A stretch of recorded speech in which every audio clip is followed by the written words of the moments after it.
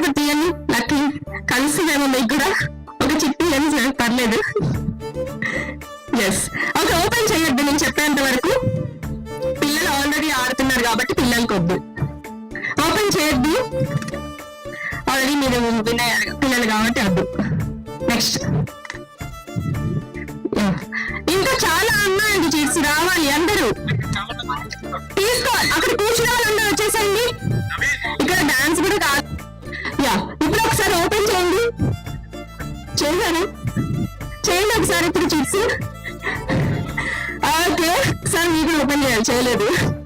Yeah, so ఇక్కడ ఎంత మందికి గ్రేప్ వచ్చింది? ఎంతమందికి గ్రేప్ వచ్చింది? యా, కానీ వాళ్ళు ఓడిపోయారు.